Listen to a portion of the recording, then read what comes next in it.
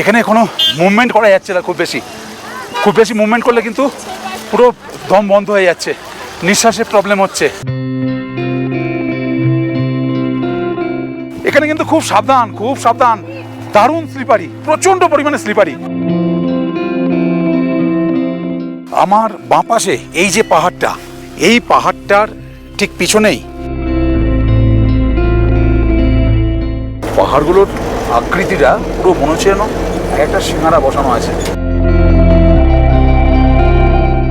এখনো প্রত্যেক মাসের 25 তারিখ উনি এখানে আসেন এবং ডিউটি করেন 7 দিন ধরে। সারা ভারতবর্ষের মধ্যে একমাত্র এখানেই পাওয়া যায় ডবল হাম্পড ক্যামেল বা ব্যাকটেরিয়ান উট, যা 2 কুচ বিশিষ্ট। এই যে দুটো গাছের ফাঁক দিয়ে এলওসি, তারপর একটা সবুজ রঙের যেটা একটা দেখা যাচ্ছে গ্রিন, ওটা হচ্ছে পাকিস্তানের ফ্রানো village. Good morning. Leh Ladakh সিরিজের 3য় পর্বে আজকে আমরা লে থেকে চলে যাব 145 কিলোমিটার পথ অতিক্রম করে নুব্রা ভ্যালি। এই হোটেলে গত 2টো রাত্রি আমরা কাটালাম। হোটেল দ্য লে। আমাদের গেস্টের মধ্যে একটা চাপা উত্তেজনা, কারণ এই ট্যুরের সবথেকে ডেঞ্জারাস এবং সবথেকে কঠিন পথটা আজকে আমরা পেরোবো, খারদুংলা পাস, যেটা সমুদ্রপৃষ্ঠ থেকে 18,380 ফিট উচ্চতায় অবস্থিত। আজকে বেশ সকালই বেরোচ্ছি, 7:30টার মধ্যে ব্রেকফাস্ট গাড়িতে, প্যাকড ব্রেকফাস্ট আমরা নিয়ে নিচ্ছি।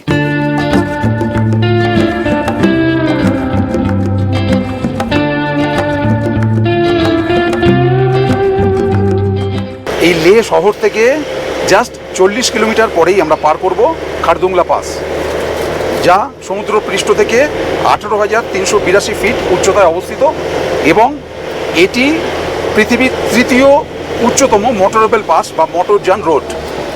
কিছু বছর আগে পর্যন্ত এই খারদুংলা পাস ছিল পৃথিবীর সবথেকে উচ্চতম মোটরেবল পাস, কিন্তু বর্তমানে পৃথিবীর সবথেকে উচ্চতম মোটরেবল পাস হলো এই লাদাখেরই চ্যাংথাং মালভূমিতে অবস্থিত মিগলা পাস বা বিগ পাস, যার উচ্চতা সমুদ্র পৃষ্ঠ থেকে 19,400 ফিট। দ্বিতীয় উচ্চতম মোটরেবল পাস হলো উমলিং লা পাস, সমুদ্র পৃষ্ঠ থেকে যার উচ্চতা 19,024 ফিট।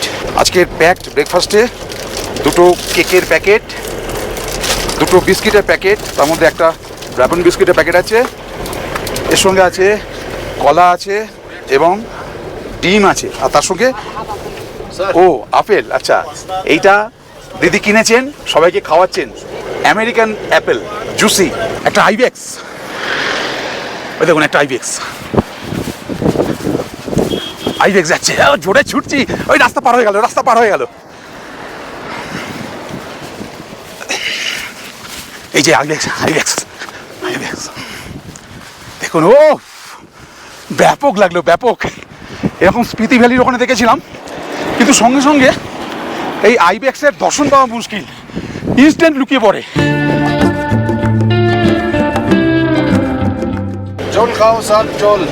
আমাদের ড্রাইভার দাদা বলছেন যে প্রত্যেককে জল খেতে, মানে ক্ষণে, তার কারণ হচ্ছে এত হাই অল্টিটিউড, মানে ভীষণভাবে জলের প্রয়োজন, তা নাহলেই কিন্তু শরীর খারাপ হতে পারে যে কোনো মুহূর্তে। তার জন্যই এইরকম হাই অল্টিটিউডে লিকুইড ইনটেক করার পাশাপাশি কর্পূর সঙ্গে রাখবেন। এরকম কর্পূর এরকম রুমালের মধ্যে দিয়ে গন্ধটা নেবেন।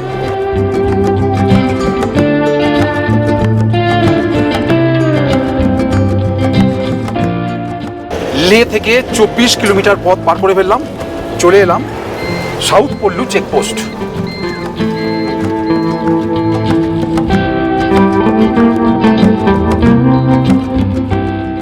সাউথ পল্লু পার করার পরপরই খারদুংলা পাস শুরু।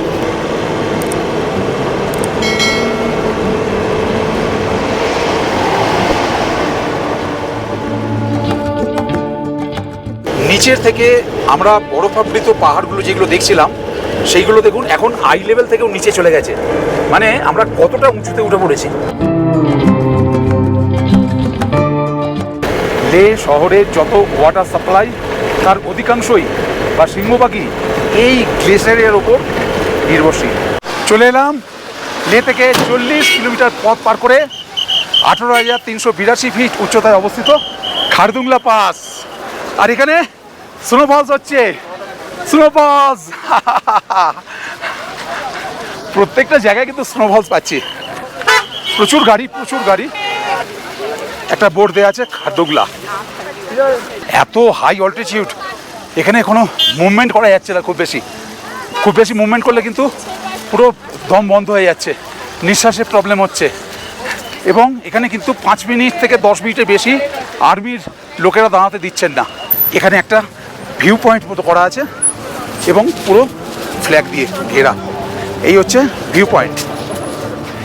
ওফ ওফ,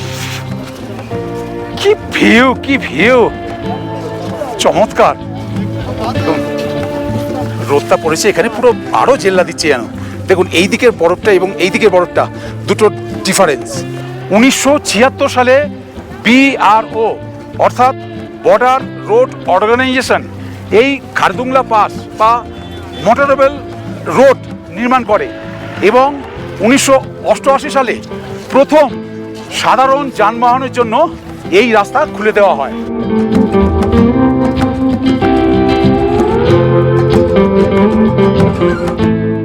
আবারও বলছি, এই খারদুংলা পাস এলে বা যে কোনো জায়গায় এত হাই অল্টিটিউডে এলে সবসময় জল, ম্যাগি স্যুপ বা চা, কফি যে কোনো লিকুইড ইনটেক করবেন, তা নাহলে কিন্তু ব্রিদিং প্রবলেম হবে। এখানে চা, কফি পেয়ে যাবেন, চা, কফি, ম্যাগি সব কিছুই।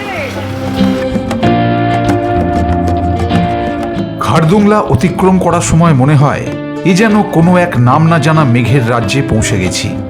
চারপাশে রুক্ষ ও দৈত্যাকার পাহাড়গুলো বরফে শুভ্র হয়ে যেন স্থিরভাবে দাঁড়িয়ে রয়েছে।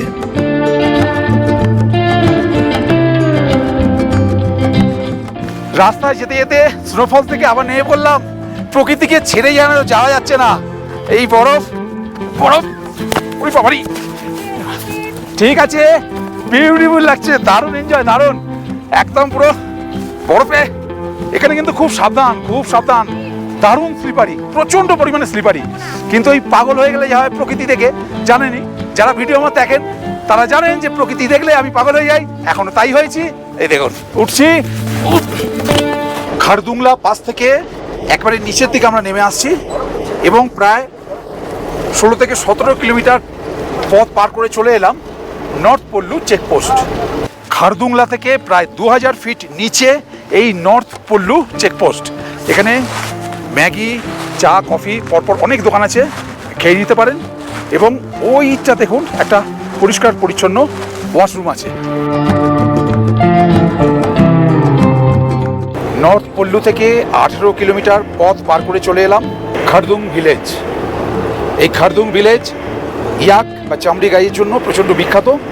এই গ্রামটা খুব বড় না হলেও জনসংখ্যা কিন্তু অনেক এবং এখানে চাষাবাদ হয়, সব কিছু অর্গ্যানিক।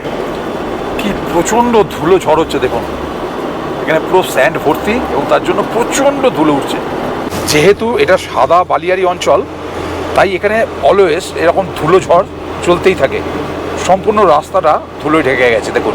খারদুং ভিলেজ পার করে 15 কিলোমিটার আসার পরই আমরা পেয়ে গেলাম সায়ক নদীকে। আর খারদুং ভিলেজ থেকে 25 কিলোমিটার আসার পর আমরা পেয়ে গেলাম নুব্রা ভ্যালির প্রথম গ্রাম খালসার।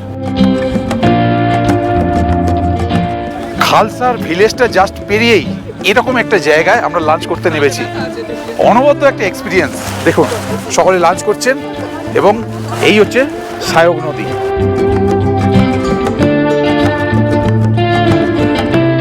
খালসার পেরোনোর পর এই পাহাড়ি খরস্রোতা নদী যেন এই রুক্ষ পরিবেশে প্রাণের সঞ্চার ঘটায়। এটা হচ্ছে টিমোর। এই সোজা রাস্তাটা চলে গেল সিয়াচেন। আমরা যাচ্ছি বাঁদিকে।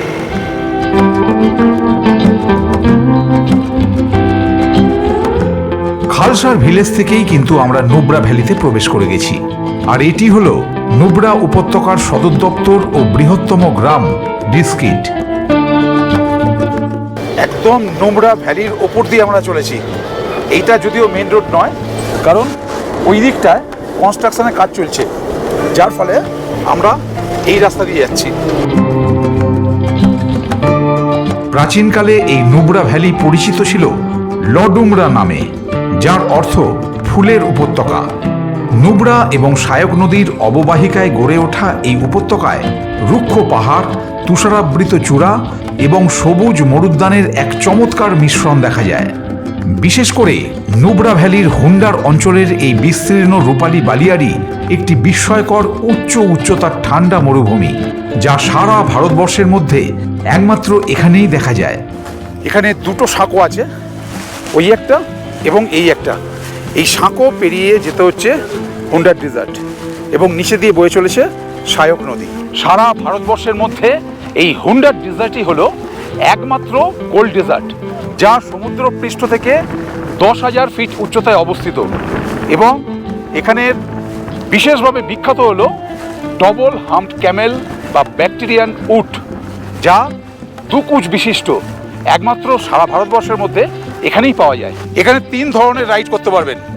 একটা হচ্ছে এটিভি রাইড, আর একটা হচ্ছে আর্চার। ভাইয়া কিতনা piece? 100 rupees 5 arrows. 5 arrows 100 rupees, মানে 5খানা তীর ছুটতে পারবেন 100 টাকা দিয়ে। আর এছাড়াও আছে ডবল হাম্পড ক্যামেল বা ব্যাকটেরিয়ান উট, দুকুচ বিশিষ্ট, ওই যে আসছে ওইটা করে ওরা নিয়ে যাবে। সেই একটা রেড পতাকা দেখা যাচ্ছে, ওখান থেকে আবার ফিরিয়ে নিয়ে চলে আসবে, নেবে 500 টাকা। এবং 700 টাকা যদি দেন তারপরে একটা ইয়েলো ফ্ল্যাগ আছে, অত অবধি গিয়ে ফেরত আনবে। 500 টাকায় 15 মিনিট, 700 টাকায় 30 মিনিট। মরুভূমি অঞ্চল আর কাঁটা ঝোপ হবে না তা কি হয়? দেখুন প্রচুর বাবলা কাঁটা চোখে পড়ছে। এই একটা উটও দাঁড়িয়ে আছে। হুন্ডার ডেজার্ট বা শীতল মরুভূমিটি দেখে চলে এলাম আমাদের আজকের রাতের ঠিকানায়। হুন্ডারে এই হচ্ছে আমার রুম, 101 নম্বর। দেখুন কিং সাইজের একটা বেড, একবারে পরিষ্কার পরিচ্ছন্ন, ঝাঁ চকচকে। দুটো টাওয়াল দেওয়া আছে, ব্ল্যাঙ্কেট দেওয়া আছে, বালিশ দেওয়া আছে। ওইদিকে একটা টেবিল, টেবিলে ফোন, এইদিকে একটা টেবিল, টেবিলে জলের বোতল, গ্লাস। একটা উইন্ডো আছে, ও অপূর্ব ভিউওয়ালা উইন্ডো। দেখুন একদম বরফে ঢাকা পাহাড়টা সব কিছু দেখা যাচ্ছে। এখানে টিভি আছে, চেয়ার আছে, টেবিল আছে, আর এখানেও একটা উইন্ডো আছে। এখান দিয়েও বেশ ভিউ খারাপ না, সামনেই পাহাড়। এই হচ্ছে ওয়াশরুম। ওয়াশরুমটাও বেশ পরিষ্কার পরিচ্ছন্ন দেখলাম। কোমর থেকে হ্যাঙ্গার, আয়না, বেসিন, সাবান, ব্যবস্থা ভালোই, সব কিছুই আছে। তবে একটা গুরুত্বপূর্ণ ইনফরমেশন হচ্ছে এখানে ইলেকট্রিসিটি সকালবেলা 6টা থেকে 8টা পর্যন্ত জাস্ট 2 ঘন্টা, এবং সন্ধ্যে 6টা থেকে রাত্রি 11টা পর্যন্ত কারেন্ট থাকে।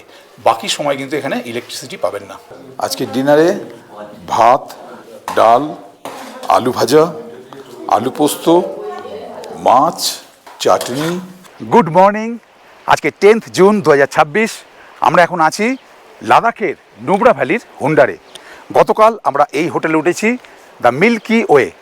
এই হোটেল এবং রুম আপনাদের কালকে দেখিয়েছি, কিন্তু বিশ্বাস করুন সকালবেলা এই হোটেলের ছাদে উঠে মন পুরো ভরে গেল। দেখুন হোটেলের ছাদ থেকে 360 ভিউটা একবার, কি ব্যাপক লাগছে। চারিদিকে উঁচু উঁচু পাহাড় দিয়ে ঘেরা, বিউটিফুল বিউটিফুল। মানে সকালবেলায় হোটেলের ছাদে উঠে মন ভরে গেল। গতকাল আমরা এখানে নাইট স্টে করেছি, আজকের রাতেও আমরা এখানে থাকবো, এবং আগামীকালকেও নাইট স্টে এখানেই। অর্থাৎ 3টে রাত্রি আমরা এই নুব্রা ভ্যালিতে থাকছি। আজকে আমরা এখান থেকে সাইট সিইংয়ে মূলত 2টো গ্রাম দেখতে যাব, তুর্তুক এবং থাং, যে গ্রামগুলো 1971-এর আগে পর্যন্ত পাকিস্তানের অধীনে ছিল, কিন্তু বর্তমানে আমাদের।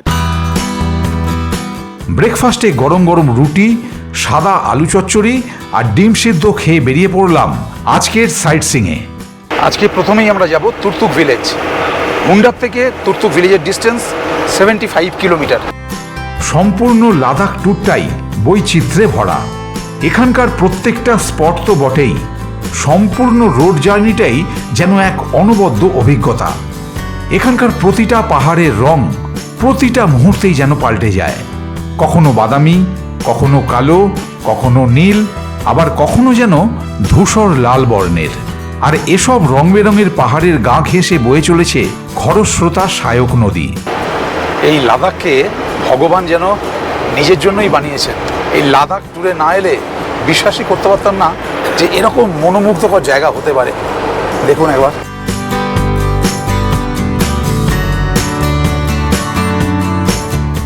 এখন যাচ্ছি চ্যাংমার ভিলেজের উপর দিয়ে। এটা চ্যাংমার ভিলেজ, আর এই চ্যাংমার ভিলেজের পর থেকেই কিন্তু আর অন্য কোনো ধর্মের মানুষ পাবেন না, সবটাই মুসলিম সম্প্রদায়ের মানুষজন। সায়ক নদীর ব্রিজটা টপকাচ্ছি।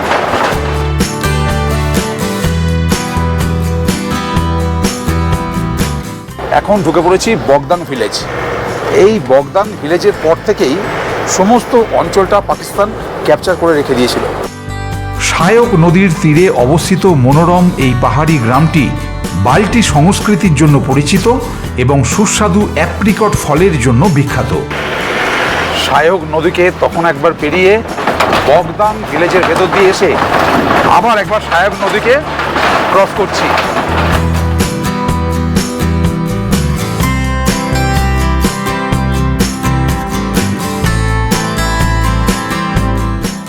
ওই হচ্ছে চুলুংখা গ্রাম।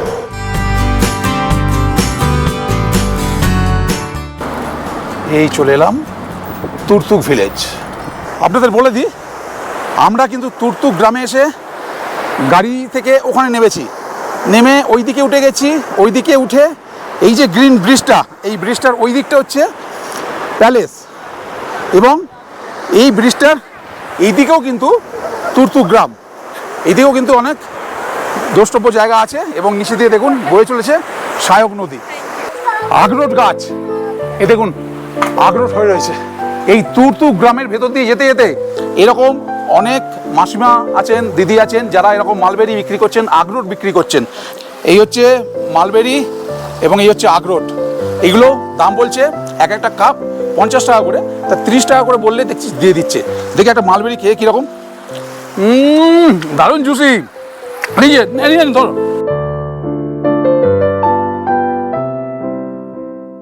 এই হচ্ছে অ্যাবগো প্যালেস তুর্তুক। এখানে ভিতরে ঢুকে এই হচ্ছে টিকিট কাউন্টার, 100 টাকা করে টিকিট এখানে কাটতে হলো, কেটে ভিতরে যেতে হবে। তুর্তুক গ্রামে অবস্থিত এই ইয়াবগো প্যালেস হল বাল্তিস্তানের রাজকীয় পরিবারের একটি ঐতিহাসিক স্মৃতি বিজড়িত স্থান, যা প্রায় 2000 বছর ধরে বাল্তিস্তান শাসন করা রাজবংশের ঐতিহ্য বহন করে। এই রাজপ্রাসাদটিই ছিল ইয়াবগো রাজবংশের বাসস্থান, যাদের রাজত্বকাল প্রায় 1000 বছরেরও বেশি পুরনো। এই রুমে রাজা বসেছেন, বর্তমান যিনি রাজা, সেই রাজার একটু ইন্টারভিউ নেব, দেখি যদি স্কোপ পাই। সৌভাগ্যক্রমে পেয়ে গেলাম সেই রাজবংশেরই শেষ বংশধর ইয়াবগো মোহাম্মদ খান কাচো মহাশয়কে, যিনি এখনো এই প্রাসাদেই অতি সাধারণভাবে জীবনযাপন করেন। कलकत्ता के जो वेस्ट बंगाल के लोग आते हैं यहाँ पे, यह बंगाल के लोग मेरे दिल के हुजूर हैं। यहाँ के बहन बेटियाँ जन्नत की हूर हैं। यह तुर्तुक नहीं गुलाब का फूल हैं। कौन कहता है ये बंगाल से दूर हैं। वाह, बहुत तलिया तलिया तलिया। ये गाय और मेरे तरफ से आपके बंगाल के सब लोगों को सलाम। ব্রিজটার ওইদিকে যেমন প্যালেস দেখলাম, এইদিকে বালতি হেরিটেজ হাউস থেকে শুরু করে বাংকারো memories, cold storage, Turtuk waterfall, পরপর এইগুলো দেখা যাচ্ছে। তুর্তুক ভিলেজে প্রচুর অ্যাপ্রিকট গাছ আছে, এ দেখুন পুরো জঙ্গলের মতো হয়ে রয়েছে অ্যাপ্রিকট। ছোট চেরিও হয়েছে, এই হচ্ছে ছোট চেরি, দেখুন প্রচুর ছোট চেরি হয়েছে। এই তুর্তুক ভিলেজটা ঘুরতে কিন্তু দারুণ লাগছে। কিরে, কিরকম লাগছে? কেমন লাগছে? কেমন লাগছে? হেভি লাগছে, অন্যরকম একটা ফিলিংস। ভাবতেই অবাক লাগে এই সমস্ত গ্রাম একটা সময় পাকিস্তানের অধীনে ছিল। এই তুর্তুক ভিলেজটা ঘুরে একটা কথাই মনে হলো, এখানে বুড়ি ছোঁয়া গোছের ঘুরে গেলে হবে না, একটা দিন হাতে সময় নিয়ে ঘুরতে হবে খুব ভালো করে। দেখুন এখানে প্রত্যেকটা জায়গার ভিউ কিন্তু আলাদা আলাদা, ব্যাপক। দেখুন কি অপূর্ব গ্রামটা। এ দেখুন, এই হচ্ছে মালবেরি গাছ, এই যে কিনে খাচ্ছিলাম যেটা, এই হচ্ছে মালবেরি। এই তুর্তুক ভিলেজে শর্মা ফুড প্রসেসিং সেন্টার একটা দোকান আছে এখানে। এখানে কিন্তু অনেক কিছু কিনতে পারেন, এখানে একদম কেশর, ড্রাই ফ্রুটস থেকে শুরু করে সব কিছু, সমস্ত কিছু আছে। এখান থেকে একটা অ্যাপ্রিকট জুস আমি কিনলাম 75 রুপিস। এই হচ্ছে তাকসি ভিলেজ। চলে এলাম ধাং। 1947 সালে ভারত স্বাধীন হওয়ার পর থেকে চুলুংখা, বগদান, তাকসি, তুর্তুক এবং থাং এই 5খানা গ্রাম এবং তার পার্শ্ববর্তী অনেকটা অঞ্চল পাকিস্তান দখল করে নিয়েছিল। তারপর 1971 সালে ইন্দো পাকিস্তান যুদ্ধের সময় ভারত আবার সমগ্র অঞ্চলটা পুনরুদ্ধার করে।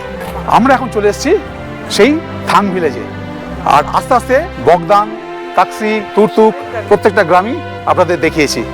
এখানে 50 টাকা করে নেয় বাইনোকুলার ভাড়া। একটা বাইনোকুলার ভাড়া নিয়ে নিয়েছি।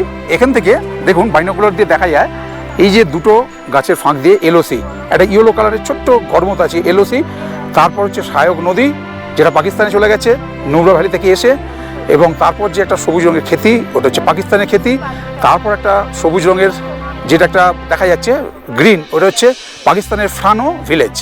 সাইসিং করে আসার পর থেকে মানে সন্ধ্যে থেকে আজকে প্রচুর নাচাগানা হলো। আমি আছি আর নাচাগানা হবে না তা কি হয়, মানে জোর করে টেনে টেনে নাচ করিয়েছি, গান গেয়েছি। আস্তে আস্তে সবাই কিন্তু কবিতা, বাচ্চাগুলো কবিতা বলেছে, অনেক কিছু দারুণ জমজমার একটা অনুষ্ঠান হলো। আর আজকে ইভিনিং স্ন্যাক্সে ছিল এগ পকোড়া, এবং ডিনারে আজকে কিন্তু দারুণ দারুণ সব আইটেম আছে। এই ডিনার লেগে গেছে আমাদের। এই ডিনারে হচ্ছে ভাত, ডাল, ফুলকপি রোস্ট এবং আজকে মাটন আছে, মাটন, এছাড়াও স্যালাড আছে, এদিকে স্যালাডও আছে। পরের দিন আর্লি মর্নিংয়ে ব্রেকফাস্ট করেই বেরিয়ে পড়লাম পৃথিবীর সব থেকে উঁচু যুদ্ধক্ষেত্রের উদ্দেশ্যে। আজকে আমরা চলেছি পৃথিবীর সবথেকে উঁচু যুদ্ধক্ষেত্রের প্রবেশদ্বার সিয়াচেন বেস ক্যাম্প। হুন্ডার থেকে দূরত্ব 100 কিলোমিটার।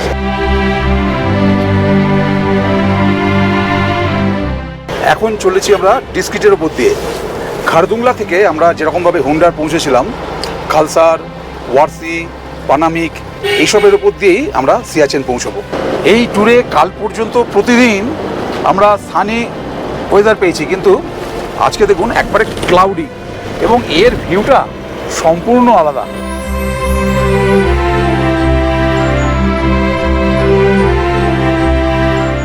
এটা হচ্ছে পানামিক ভিলেজ।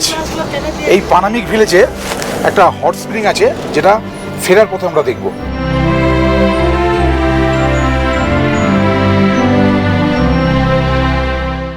এই হচ্ছে সাসোমা চেকপোস্ট। এখান থেকে সিয়াচেন বেস ক্যাম্প 48 কিলোমিটার। তার আগে এখানে আপনারা ওয়াশরুম সেরে নিতে পারেন। এখানে ওয়াশরুম আছে লেডিস, জেন্টস, এবং এখানে একটা আর্মি ক্যান্টিন আছে। এখানে ভেজ চাউ পাওয়া যায়, 50 টাকা করে পার প্লেট। এই জায়গাটার ল্যান্ডস্কেপ এত সুন্দর দেখুন, পাহাড়গুলোর আকৃতিটা পুরো মনে হচ্ছে যেন একটা সিঙ্গারা বসানো আছে।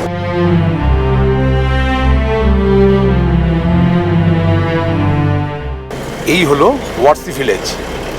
গতকাল যেমন দেখিয়েছিলাম তুর্তুকের ওইদিকে শেষ গ্রাম থাং, এই দিকটা তেমন ভারতের শেষ গ্রাম হচ্ছে এই ওয়ারসি ভিলেজ। এই ওয়ারসি ভিলেজ থেকে সিয়াচেন বেস ক্যাম্প 18 কিলোমিটার।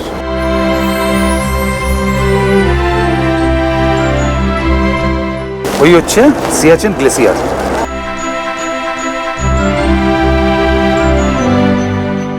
আমার বাঁ পাশে এই যে পাহাড়টা, এই পাহাড়টার ঠিক পিছনেই 25 কিলোমিটার গেলে আমাদের শত্রু দেশ পাকিস্তান, এবং ঠিক ডান দিকে এই যে পাহাড়টা, এখান থেকে 35 কিলোমিটার গেলে আমাদের আর এক শত্রু দেশ চীন, এবং এই দুই শত্রু দেশের মাঝখানে রয়েছে 76 কিলোমিটার বিস্তৃত গ্লেসিয়ার, যা সারা পৃথিবীর মধ্যে সবথেকে উচ্চতম যুদ্ধক্ষেত্র, যার উচ্চতা সমুদ্র পৃষ্ঠ থেকে 18,875 ফিট, এবং মেরু অঞ্চল বাদ দিলে এই সিয়াচেন গ্লেসিয়ারই হলো পৃথিবীর মধ্যে দীর্ঘ হিমবাহ।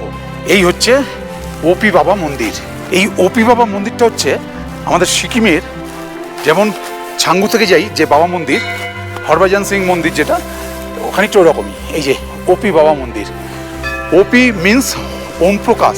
উনি ভারতীয় সেনাবাহিনীতে একজন অফিসার ছিলেন। কোনো একটা সময় ওনার ডিউটি পড়ে এরকম দুর্গম কোনো গ্লেসিয়ারে, এবং তারপর সেই সময় যখন শত্রুপক্ষ আক্রমণ করে উনি নিজে হাতে সেটা দমন করেন, এবং সেখানে ভারতের পতাকা উত্তোলন করেন। তারপর থেকে অবশ্য ওনার কোনো খোঁজ পাওয়া যায়নি। অনেকে মনে করেন যে উনি হয়তো যুদ্ধে মারা গেছেন, অনেকে হয়তো ভাবেন যে হয়তো বরফের মধ্যেই চাপা পড়ে মারা গেছেন। ওনার লাশ বা ওনার বডি এখনো পর্যন্ত কিন্তু পাওয়া যায়নি।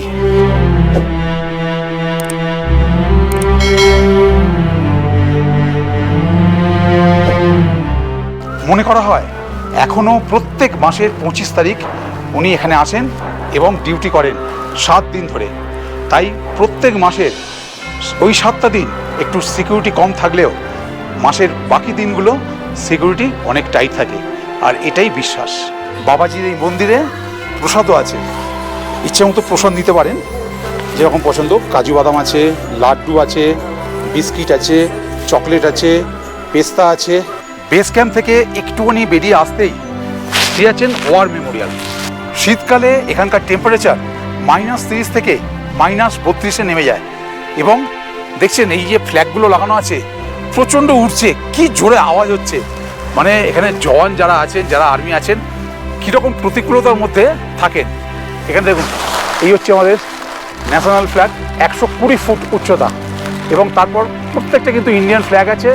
যেমন এটা হচ্ছে প্রত্যেকটা রিলেটেড, যেমন এটা হচ্ছে Indian army, Indian navy, Indian air force, এরকম প্রচুর ফ্ল্যাগ আছে।